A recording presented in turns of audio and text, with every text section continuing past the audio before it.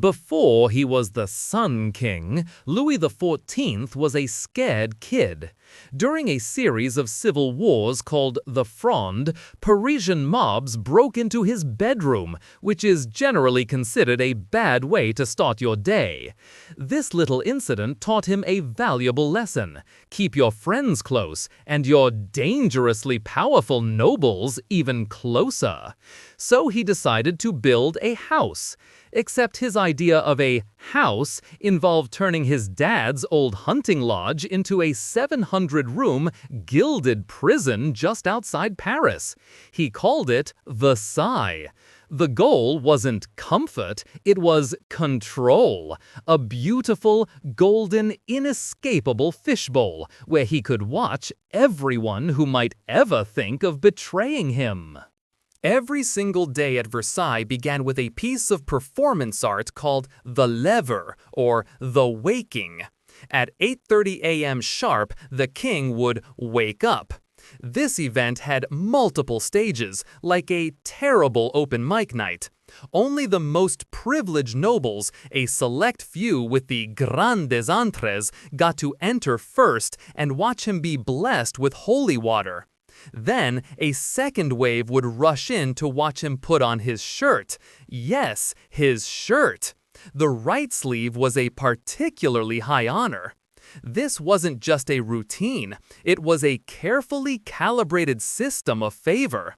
Getting to hand the king his breeches could make or break a family's entire political future. Humans have always been great at creating pointless hierarchies. Versailles was a marvel of art and architecture. It was also, by all accounts, breathtakingly smelly. We're talking about 10,000 people, aristocrats, servants, soldiers, crammed into a building with essentially zero functional bathrooms. Plumbing wasn't really a thing yet. People relieved themselves in corridors, behind curtains, in the grand gardens. Servants carried portable toilets called chaises percées for the high-ranking, but the sheer volume was overwhelming. They drenched themselves in perfume not for fashion, but as a desperate act of olfactory self-defense. The glittering jewel of France was a place where you had to watch where you stepped, literally. Eating was also, naturally, a public spectacle.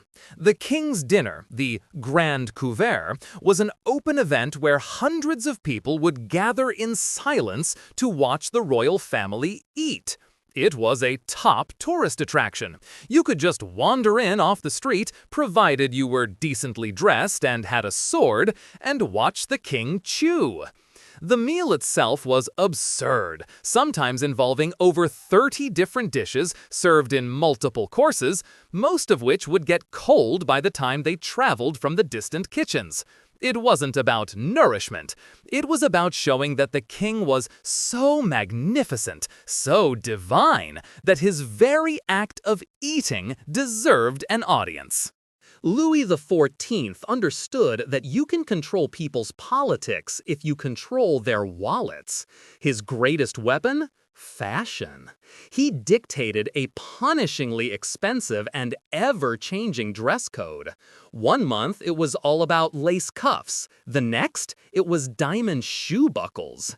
You had to have different outfits for the morning, for hunting, for the evening ball. To stay in favor, nobles had to sink their entire fortunes into keeping up. Many went bankrupt trying, which was exactly the point.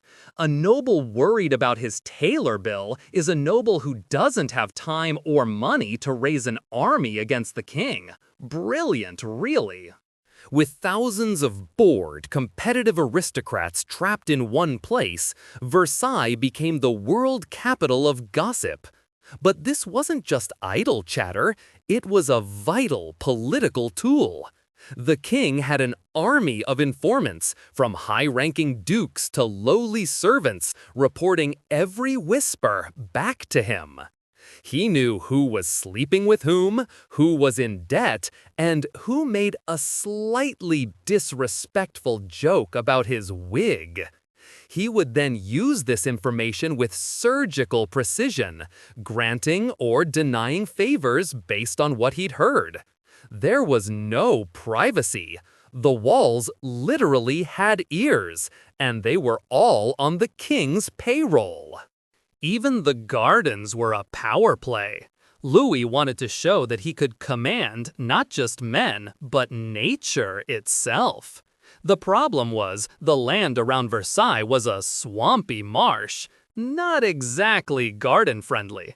So he launched a full-scale war against the local ecosystem. Entire forests were transplanted, hills were leveled, and a river was diverted. To power the 1,400 fountains, they built a monstrously complex system of pumps called the Machine de Marly. It was one of the most complex machines of its time, cost a fortune, and almost never worked properly. All to prove that even water had to bow to the king. At Versailles, your entire worth was determined by your physical closeness to the king. Getting a desirable apartment was everything. The catch? Most of these apartments were tiny, freezing, and offered zero privacy. Some high-ranking courtiers lived in converted attic spaces or windowless rooms. But it was worth it, because living in the palace meant you were there. You could be seen. You could catch the king's eye in a hallway. To be sent away from Versailles, even to your own luxurious country estate, was considered a social death sentence. It was better to be miserable in the palace than comfortable anywhere else. The king's official mistresses, known as the maîtresses en titre, were anything but a secret. They were a formal institution with their own apartments, staff, and immense political power. Figures like the fiery Madame de Montespan weren't just lovers, they were power brokers. Gaining her favor was almost as important as gaining the king's. She bore Louis 7 children and dominated the court for over a decade. Later, the devout and sober Madame de Maintenon took her place, eventually becoming the king's secret second wife. Navigating the court meant understanding this parallel power structure. Ignoring the king's mistress was a fast track to political oblivion. The one thing that primary sources all agree on is the soul-crushing boredom of Versailles. The same rituals, day after day. The same walks through the same gardens. The same strained conversations where one wrong word could ruin you. The courtier Saint Simon wrote endlessly about the mechanics of the court, a rigid, unchanging clockwork of etiquette. Louis XIV had successfully eliminated chaos and intrigue from his nobles' lives, but he replaced it with a suffocating, monotonous routine. The price of absolute control was absolute predictability. It was the most glamorous, most beautiful, most mind-numbingly dull place on earth. Of course, the day ended just as it began, with a bizarre public ritual. The coucher, or the going to bed, was the lever in reverse. Once again, nobles would flood the king's bedchamber, this time to watch him take off his clothes and get into bed. A particularly high honor was being chosen to hold the candlestick while the king said his prayers. Imagine dedicating your life to the singular goal of becoming the royal lamp holder. This ritual was the final reinforcement of the day's lesson. Every moment of the king's life, from waking to sleeping, was a performance for the state, and their role was simply to be the audience. So, did Louis's grand social experiment work? In the short term, Absolutely. He took the most dangerous nobles in France and turned them into glorified interior decorators worried about shirt sleeves. He centralized power and cemented the idea of the absolute monarch. But in the long term, he created a monarchy so detached from its people, so absorbed in its own bizarre rituals, that it couldn't see the world changing outside the palace gates.